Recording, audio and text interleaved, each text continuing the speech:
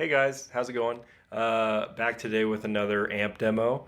Today we got the Origin 20 head by Marshall. This is a great, super versatile Marshall amp. As far as like everything they make in their modern lines, besides the reissues, this is probably the one that does the classic vintage 60s and 70s sounds best. It's not like a $4,000 hand-wired plexi.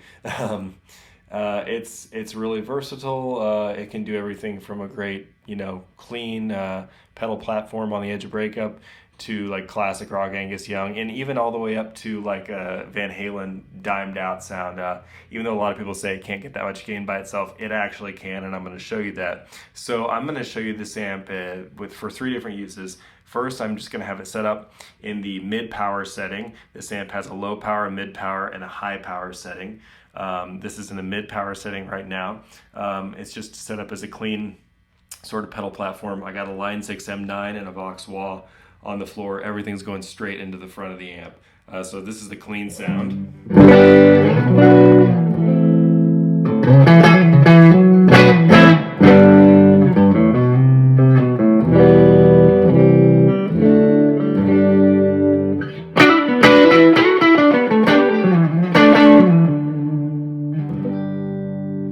Yeah, so that's on the neck pickup, and that's with the volume rolled back a little. If you push the volume up, get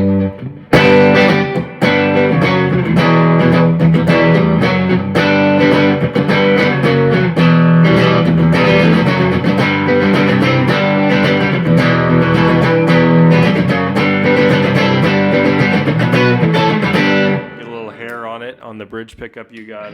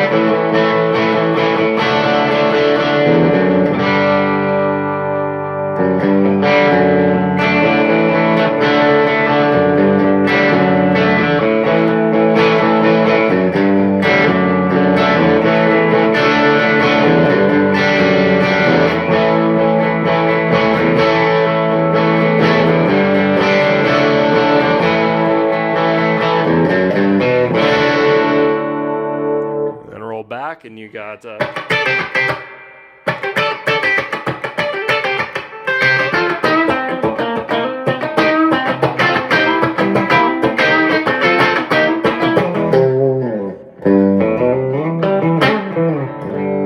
clean sounds. So that's just set up for a pedal platform, and then let's push it with just a tube screamer here on the M9. This is what it sounds like with a tube screamer.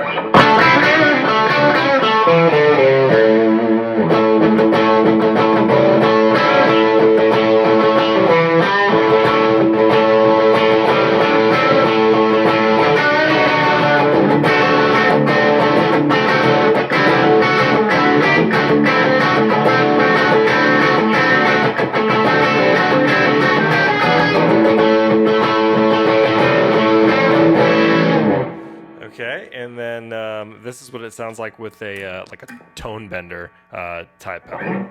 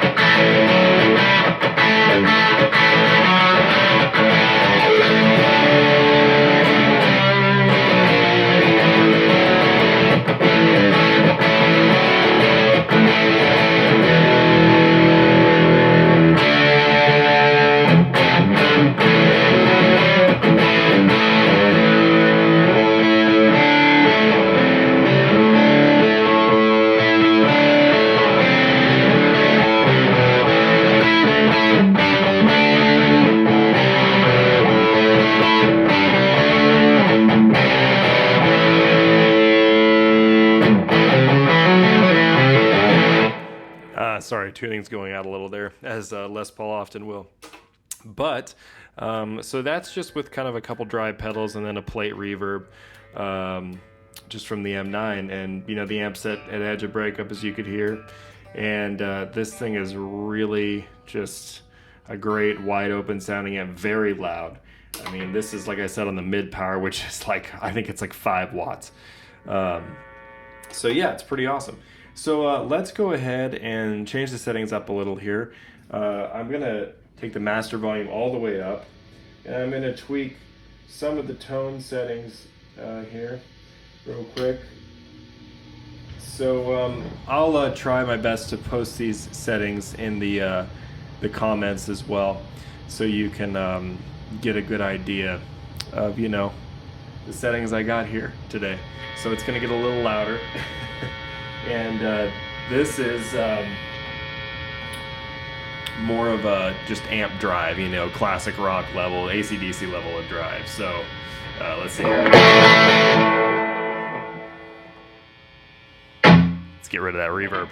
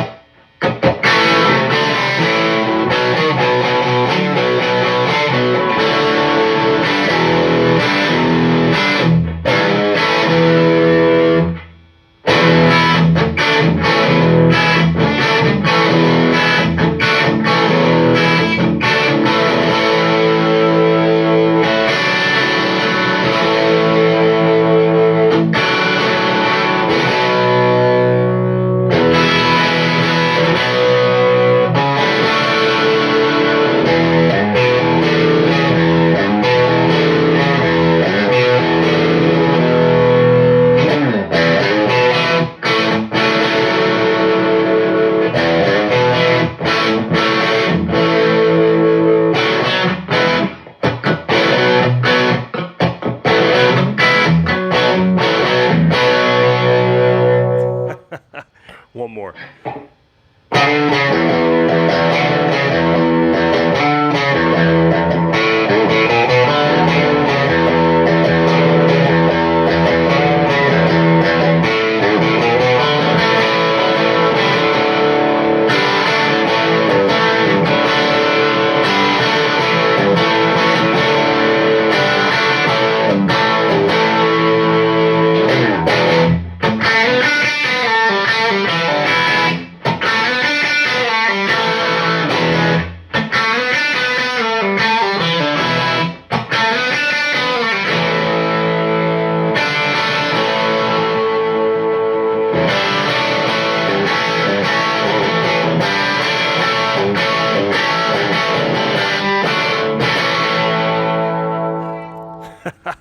So that's so much fun. Sorry, they're starting up some lawnmowers outside. So they're not going to drown me out, though. This Marshall's louder than a lawnmower. I can guarantee you that. So, yeah, I mean, obviously that's just, like, dead on, you know, that 70s rock stuff. I mean, it'll also do some, like...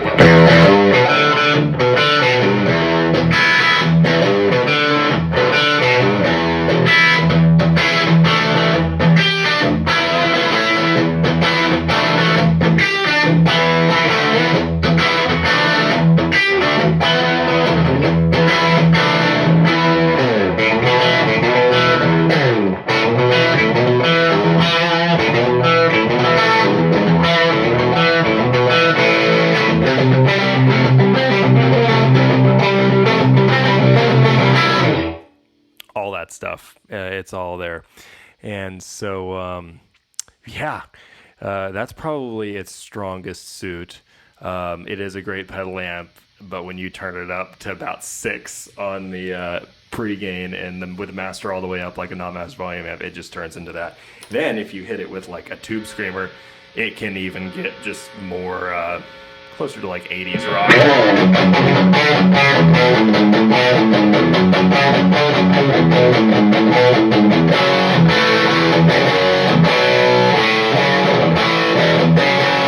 Yeah, so it can really do all those sounds. It's a great Marshall. It's a full tube amp, EL34 power section.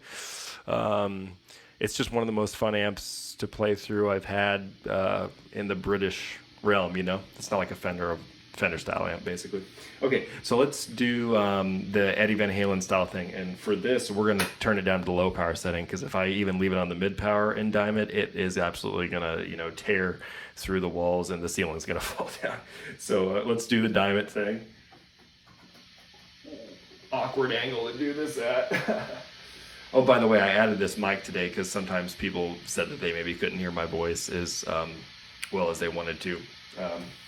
YouTube does weird things to compression, even if I automate the volume. Anyway, okay, so here the amp is all the way dimed, and I think this sounds really good if you put the, there's a pole boost on this that adds some low end and a little bit of gain. I think for this style of sound, it sounds good if you do that. Granted, this is a Les Paul, not a shredder guitar, but it'll get pretty close. I'm going to try to add just a tiny bit of reverb. This thing's in front of the amp, so it might be a little splashy. But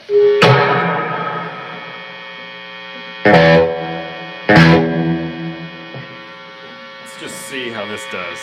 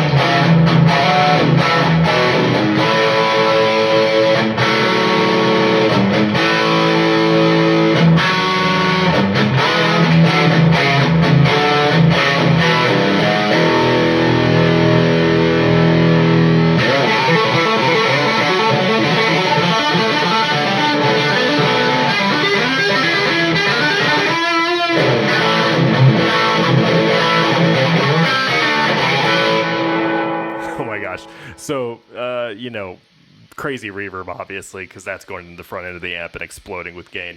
If you put it through the effects loop, it's a little more manageable. But I think you can get the idea. It really can do that crazy dimed level of gain. Here it is, just dimed without any reverb as well, just for fun.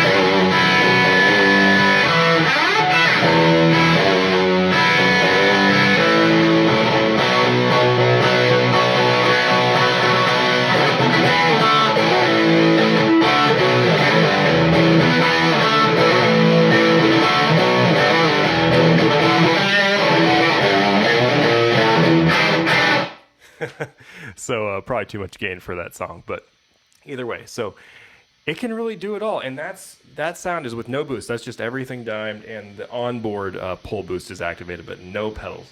So people saying this amp doesn't have enough gain, you just got to turn it up. This is a low power setting. It's not that loud. I can hear the strings of my guitar in the room being played just a little bit over the sound when it's like that, just a little bit.